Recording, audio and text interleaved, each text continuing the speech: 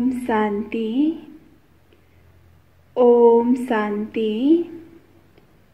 ओम शांति। आज बाबा को 25/1 सन 2021 को साकार मुरली छ। मुरली को मुख्य सार में, मीठे बच्चे, बाप की श्रीमत से तुम मनुष्य से देवता बनते हो, इसीलिए उनकी श्रीमत का शास्त्र है सर्वशास्त्र शिरोमणि श्रीमद् भगवत गीता। आज बाबाले मुरलीको मुख्य सारमा भन्नुहुन्छ कि बाबाको श्रीमतबाट हामी मनुष्यबाट देवता बन्न सक्छौं। त्यसै कारण बाबाको श्रीमतको गायनको शास्त्र छ श्रीमद् भागवत गीता भनेर बाबाले आज मुरलीको मुख्य सारमा भन्नुहुन्छ। प्रश्नमा, सतयुग में हर चीज अच्छी से अच्छी सतो प्रधान होती है क्यों? बाबाले प्रश्नमा सोध्नुहुन्छ कि सतयुगमा हरेक चीज राम्रो भन्दा पनि राम्रो हुन्छ किन भनेर बाबाले प्रश्न सोध्नुहुन्छ। उत्तरमा, क्योंकि वहाँ मनुष्य सतो प्रधान है। जब मनुष्य अच्छे हैं तो सामग्री भी अच्छी है, और मनुष्य बुरे हैं तो सामग्री भी नुकसानकारक है। सतो प्रधान सृष्टि में कोई भी वस्तु अप्राप्त नहीं है, कुछ भी कहीं से मांगना नहीं पड़ता। तो बाबाले उत्तरमा भन्नुहुन्छ कि सतयुगमा हरेक चीज राम्रो सतो प्रधान किन छ त? किन भन्दा वहाँ मनुष्य नै के छन् त? सतो प्रधान छन्। त्यसकारण ती मनुष्यले बनाएको चीजहरू पनि राम्रो छ, त्यहाँ कुनै चीज माग्नु पर्दैन। तर कलियुगमा के छ त? मनुष्य पनि नराम्रो विकारयुक्त छ। त्यसकारण ती मनुष्यले बनाएको सामग्री पनि दुःखदायी छ, नुकसानकारक छ भनेर बाबाले उत्तरमा भन्नुहुन्छ। ओम शांति। बाबा इस शरीर द्वारा समझाते हैं, इनको जीवात्मा कहा जाता है। इनमें आत्मा भी है, और तुम बच्चे जानते हो परम पिता परमात्मा भी इनमें है। अर्थात दादाको तनमा, दादा लेखराजको तनमा शिव बाबा पनि हुनुहुन्छ। यह तो पहले पहले पक्का होना चाहिए, इसलिए इनको दादा भी कहते हैं। यह तो बच्चों को निश्चय है, इस निश्चय में ही रमण करना है। बराबर बाबा ने जिसमें पधारमणि की है व अवतरण लिया है, उनके लिए बाप खुद कहते हैं, मैं इनके बहुत जन्म के अंत के भी अंत में आता हूं। बच्चों को समझाया गया है कि यह सर्वशास्त्र शिरोमणि गीता का ज्ञान। श्रीमत अर्थात श्रेष्ठ मत। श्रेष्ठ ते श्रेष्ठ मत है ऊंचे ते ऊंचा भगवान की, जिसकी श्रीमत से तुम मनुष्य से देवता बनते हो। तुम भ्रष्ट मनुष्य से श्रेष्ठ देवता बनते हो।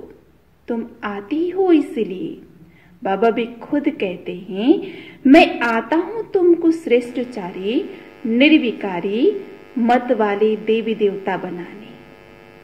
मनुष्य से देवता बनने का अर्थ भी समझाना है। विकारी मनुष्य से निर्विकारी देवता बनाने आते हैं। सतयुग में मनुष्य रहते हैं, परंतु दैविक गुणों वाले। अभी कलयुग है, और कलयुग में है आसुरी गुण वाले। है सारी मनुष्य सृष्टि, परंतु वह है ईश्वरीय बुद्धि, यह है आसुरी बुद्धि। वहां ज्ञान, यहां भक्ति। ज्ञान और भक्ति अलग अलग है ना? भक्ति की पुस्तक कितनी और ज्ञान की पुस्तक कितनी है? ज्ञान का सागर बाप है, उनका पुस्तक भी तो एक ही होना चाहिए। जो भी धर्म स्थापक करते हैं, उनका पुस्तक एक होना चाहिए। उनको रिलीजियस बुक कहा जाता है। पहला रिलीजियस बुक है गीता, श्रीमद् भगवद गीता। यह भी बच्चे जानते हैं पहला आदि सनातन देवी देवता धर्म है, न कि हिंदू धर्म। मनुष्य समझते हैं गीता से हिंदू धर्म स्थापना हुआ और गीता कृष्ण ने गाई है। कोई से पूछो तो कहेंगे परंपरा से ये कृष्ण ने गाई है। कोई शास्त्र में से भगवानुवाच्य है नहीं, श्रीमद् कृष्ण भगवानुवाच्य लिख दिया है। जो गीता पढ़े होंगे उनको सहज समझ में आएगा। अभी तुम समझते हो, इसी गीता ज्ञान से मनुष्य देवता बने हैं, जो अभी बाप तुमको दे रहे हैं। राजयोग सिखा रहे हैं, पवित्रता भी सिखा रहे हैं। काम महाशत्रु है, इस द्वारा ही तुमने हार खाई है। अब फिर उन पर जीत पाने से तुम जगदजीत अर्थात विश्व का मालिक बन जाते हो। यह तो बहुत सहज है। बेअहद का बाप बैठ इनके द्वारा तुमको पढ़ाते हैं, वही सभी आत्माओं का बाप। यह फिर है बेहद का बाप, मनुष्यों का नाम है ही प्रजापिता ब्रह्मा। तुम कोई से भी पूछेंगे ब्रह्मा के बाप का नाम बताओ तो मुझ पड़ेंगे। ब्रह्मा विष्णु शंकर ही कृष्ण, इन तीनों का कोई तो बाप होगा ना। तुम दिखाते हो इन तीनों का बाप है निराकार शिव। ब्रह्मा विष्णु शंकर को सूक्ष्म वतन के देवताएं दिखलाते हैं, उनके ऊपर ही शिव। बच्चे जानते हैं शिव बाबा के बच्चे जो भी आत्माएं हैं उनको अपना शरीर तो होगा, वो तो सदैव निराकार परम पिता परमात्मा है। बच्चों को मालूम हुआ है निराकार परम पिता परमात्मा के हम बच्चे हैं। आत्मा शरीर द्वारा बोलती है परम पिता परमात्मा। कितनी सहज बातें। इसको कहा जाता है अल्फबे। पढ़ाते कौन है? गीता का ज्ञान किसने सुनाया? निराकार बाप ने। उन पर कोई तास आदि है नहीं, वो ज्ञान का सागर बीज रूप चैतन्य है। तुम भी चैतन्य आत्माएं हो ना। सभी झाड़ों के आदि मध्य अंत को तुम जानते हो। बलमाली नहीं हो, परंतु समझा सकते हो कैसे बीज डालते हैं, उनसे झाड़ निकलते हैं। वो तो है जड़ झाड़, यह है चैतन्य। तुम्हारी आत्मा में ज्ञान है और कोई की आत्मा में ज्ञान नहीं। बाप चैतन्य मनुष्य सृष्टि का बीज रूप है, तो झाड़ भी मनुष्यों का होगा। यह चैतन्य क्रिएशन, बीज और क्रिएशन में फर्क तो है ना। आम का बीज डालने से आम निकलता है, फिर झाड़ कितना बड़ा होता है। वैसे मनुष्य के बीज से मनुष्य कितने फर्टाइल होते हैं। जड़ बीज में कोई ज्ञान नहीं है, यह तो चैतन्य बीज रूप है। उनमें सारे सृष्टि रूपी झाड़ का ज्ञान है कि कैसे उत्पत्ति, पालना और विनाश होता है। यह बहुत बड़ा झाड़ खल्लास हो, फिर दूसरा नया झाड़ कैसे खड़ा होता है। यह है गुप्त। तुमको ज्ञान भी गुप्त मिलता है, बाप भी गुप्त आए हैं। तुम जानते हो ये कलम लग रहा है, अभी तो सब पत्तीत बन गए हैं। अच्छा, बीज से पहले पहले नंबर में जो पत्ता निकलता है वो कौन था? वो सत्युग का पहला पत्ता तो कृष्ण है। कृष्ण को ही कहेंगे, लक्ष्मी नारायण को नहीं। नया पत्ता छोटा होता है, पीछे बड़ा होता है। इस बीज की कितनी महिमा है। यह तो है चैतन्य ना। फिर पत्ते भी निकलते हैं, उन्हों की महिमा तो होती है। अभी तुम देवी देवता बन रहे हो, दैवी गुण धारण कर रहे हो। मूल बात ही है कि हमको दैविक गुण धारण करने हैं, इन जैसा बनना है। चित्र भी है, यह चित्र न होते तो बुद्धि में ज्ञान नहीं आता। यह चित्र बहुत काम में आते हैं। भक्ति मार्ग में इन चित्रों की पूजा होती है और ज्ञान मार्ग में इन चित्रों से तुमको ज्ञान मिलता है कि ऐसा बनना है। भक्ति मार्ग में ऐसे नहीं समझते कि हमको ऐसा बनना है। भक्ति मार्ग में कितने मंदिर बनाते हैं, सबसे जास्ती मंदिर किसके होंगे? जरूर शिव बाबा के होंगे, जो 20 रूप है। फिर उनके बाद पहले कृष्ण के मंदिर होंगे। पहले कृष्ण या लक्ष्मी नारायण है। शिव के बाद इनकी पूजा सबसे जास्ती होती है। माताएं तो ज्ञान देती हैं, उनकी पूजा नहीं होती, वो तो पढ़ाती है ना। बाप तुमको पढ़ाते हैं, तुम किसकी पूजा नहीं करते हो? पढ़ाने वाले की अभी पूजा नहीं कर सकते। तुम जब पढ़कर फिर अनपढ़ बनेंगे तब फिर पूजा होगी। तुम सो देवी देवता बनते हो, तुम ही जानते हो जो हमको ऐसा बनाते हैं, उनकी पूजा होगी। फिर हमारी पूजा नंबरवार होगी। फिर गिरते गिरते 5 तत्वों की भी पूजा करने लग पड़ते हैं। शरीर 5 तत्वों का है ना। 5 तत्व की पूजा करो या शरीर की करो, एक हो जाती है। यह तो ज्ञान बुद्धि में है।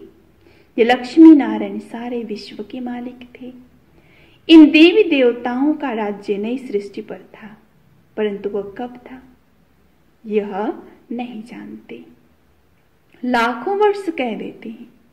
अब लाखों वर्ष की बात तो कभी किसी की बुद्धि में रह न सके। अभी तुमको स्मृति है, हम आज से 5000 वर्ष पहले आदि सनातन देवी देवता धर्म के थे। देवी देवता धर्म वाले फिर और धर्म में कन्वर्ट हुए हैं। हिंदू धर्म कह नहीं सकते, परंतु पतित होने के कारण अपने को देवी देवता कहना सोचता ही नहीं। अपवित्र को देवी देवता नहीं कह सकते। मनुष्य पवित्र देवियों की पूजा करते तो जरूर खुद अपवित्र है, इसलिए पवित्र के आगे माथा झुकाना पड़ता है। भारत में खास कन्याओं को नमन करते, कुमारों को नहीं करते। फीमेल को नमन करते, मेल को नमन क्यों नहीं करते? क्योंकि इस समय ज्ञान भी पहले माताओं को मिलता है। बाप इनमें प्रवेश करते हैं। यह भी समझते हो बराबर यह ज्ञान की बड़ी नदी है। ज्ञान नदी भी है, फिर पुरुष भी है। यह सबसे बड़ी नदी ब्रह्मपुत्र नदी सबसे बड़ी, जो कलकत्ता तरफ सागर में जाकर मिलती है। मेला भी वहां लगता है, परंतु उनको यह पता नहीं कि यह आत्मा और परमात्मा का मेला है। वह तो पानी की नदी है जिस पर नाम ब्रह्मपुत्र रखा है। उन्होंने तो ब्रह्म ईश्वर को कहा हुआ है, इसलिए ब्रह्मपुत्र को बहुत पावन समझते हैं। बड़ी नदी है तो पवित्र भी वह होगी। पतित पावन वास्तव में गंगा को नहीं, ब्रह्मपुत्र को कहा जाए। मेला भी इनका लगता है। यह भी सागर और ब्रह्मा नदी का मेला है। ब्रह्मा द्वारा एडप्शन कैसे होती है, यह गुह्य बात समझने की है, जो प्रयालोप हो जाता है।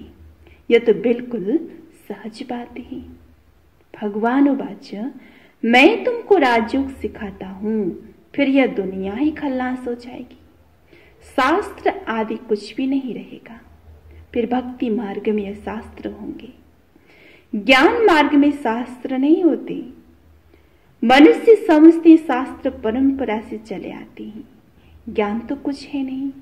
कल्प की आयु ही लाखों वर्ष कह दी है, इसलिए परंपरा कह देते हैं।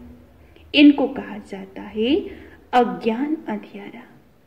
अभी तुम बच्चों को यह बेहद की पढ़ाई मिलती है, जिससे तुम आदि मध्य अंत का राज समझा सकते हो। तुमको इन देवी देवताओं की हिस्ट्री ज्योग्राफी का पूरा पता है। ये पवित्र प्रवृत्ति मार्ग वाले पूज्य थे। अभी पुजारी पतित बने हैं। सतयुग में है पवित्र प्रवृत्ति मार्ग, यहाँ कलयुग में है अपवित्र प्रवृत्ति मार्ग। फिर बाद में निवृत्त मार्ग होता है, वो ड्रामा में है। उसको संन्यास धर्म कहा जाता है। घर बार का संन्यास कर जंगल में चले जाते हैं, वह हुआ हद का संन्यास। रहते तो इसी पुरानी दुनिया में ही है ना। अभी तुम समझते हो हम संगम युग पर है, फिर नई दुनिया में जाएंगे।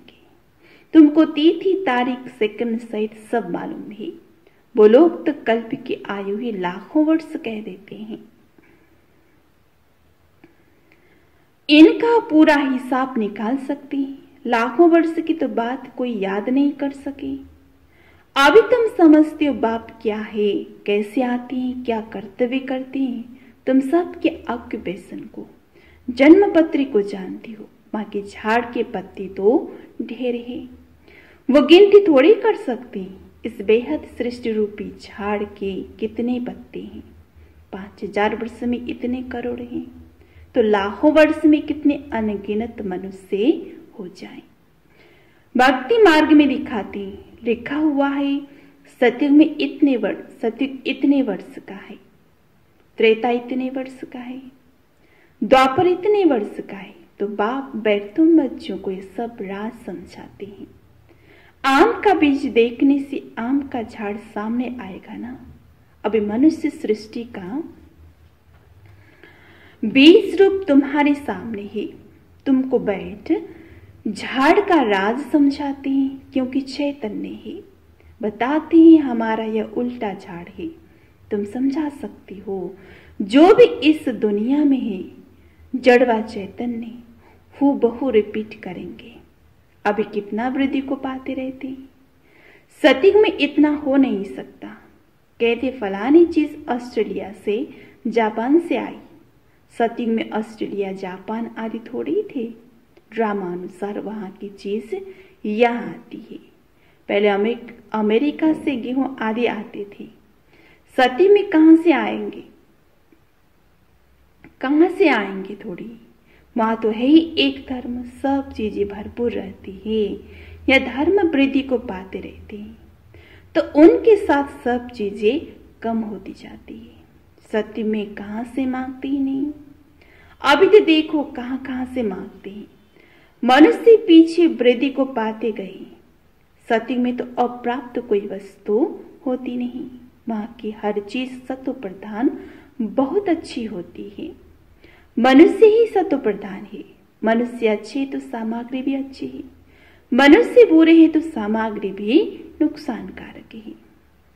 साइंस की मुख्य चीज है एटॉमिक बॉम्ब्स, जिससे इतना सारा विनाश होता है।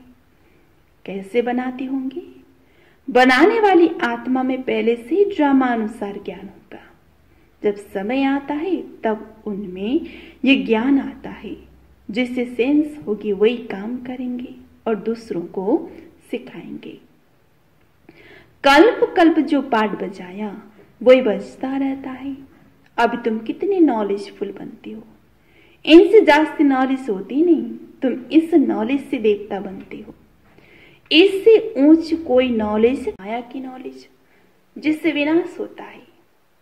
वो लोग साइंटिस्ट मून में जाते हैं, खोजते हैं।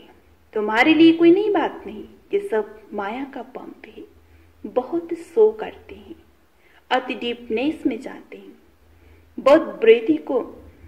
बहुत बुद्धि को लड़ाते हैं। कुछ कमाल करके दिखावे। बहुत कमाल करने से फिर नुकसान हो जाता है। क्या क्या बनाते रहते हैं। बनाने वाले हैं, इनसे यह विनाश होगा। बनाने वाले जानते हैं इनसे यह विनाश होगा। अच्छा, मीठे मीठे सिकलदे बच्चों प्रति माता पिता बाप दादा का याद प्यार और गुड मॉर्निंग। रूहानी बाप की रूहानी बच्चों को नमस्ते। रूहानी बच्चों की रूहानी बाबा को याद प्यार गुड मॉर्निंग, नमस्ते नमस्ते। जो धारणा को लागे मुख्य सार में पहलो पॉइंट, गुप्त ज्ञान का स्मरण कर हर्षित रहना है। देवताओं के चित्र को सामने देखते उन्हें नमन बंदन करने के बजाय उन जैसा बनने के लिए दैविक गुण धारण करने हैं। दूसरा पॉइंट, सृष्टि के बीज रूप बाप और उनकी चैतन्य क्रिएशन को समझ नॉलेजफुल बनना है। इस नॉलेज से बढ़कर और कोई नॉलेज नहीं हो सकती। इसी नशे में रहना है। फिर एक पटक सुनो धारणा, गुप्त ज्ञान का स्मरण कर हर्षित रहना है। देवताओं के चित्र को सामने देखते उन्हें नमन बंदन करने के बजाय उन जैसा बनने के लिए दैविक गुण धारण करनी है। सृष्टि के बीज रूप बाप और उनके चैतन्य क्रिएशन को समझ नॉलेजफुल बनना है। इस नॉलेज से बढ़कर और कोई नॉलेज नहीं हो सकती। इसी नशे में रहना है। अच्छा, बाबाले वरदानमा दिनुहुन्छ आज, जिम्मेवारी संभालते हुए आकारी और निराकारी स्थिति के अभ्यास द्वारा साक्षात्कार मूर्त भव। वरदान को विस्तार में, जैसे साकार रूप में इतने बड़े जिम्मेवारी होते हुए भी आकारी और निराकारी स्थिति का अनुभव कराते रहे, ऐसे फॉलो फादर करो। साकार रूप में फरिश्तेपन की अनुभूति कराओ। कोई कितनी भी अशांत व बेचैन घबराया हुआ आपके सामने आए, लेकिन आपकी एक दृष्टि, वृत्ति और स्मृति की शक्ति उनको बिल्कुल शांत कर दे। व्यक्त भाव में आए और अव्यक्त स्थिति का अनुभव करे, तब कहेंगे साक्षात्कार मूर्त। स्लोगन, जो सच्चे रहम दिल है उन्हें देह अभिमान की आकर्षण नहीं हो सकती। स्लोगन में फिर एक बार, जो सच्चे रहम दिल है उन्हें देह अभिमान की आकर्षण नहीं हो सकती। अच्छा, तो मुरली को सार में, मीठे बच्चे, बाप की श्रीमत से तुम मनुष्य से देवता बनते हो, इसलिए उनकी श्रीमत का शास्त्र है सर्वशास्त्र शिरोमणि श्रीमद् भगवत गीता। प्रश्न, सतयुग में हर चीज अच्छे से अच्छी सत्व प्रदान होती है, क्यों? उत्तर में, क्योंकि वह मनुष्य सत्व प्रदान है। जब मनुष्य अच्छे हैं तो सामग्री भी अच्छी है, और मनुष्य बुरे हैं तो सामग्री भी नुकसानकारक है। सत्व प्रधान सृष्टि में कोई भी वस्तु अप्राप्त नहीं, कुछ भी कहीं से मांगना नहीं पड़ता। अच्छा, ओम शांति।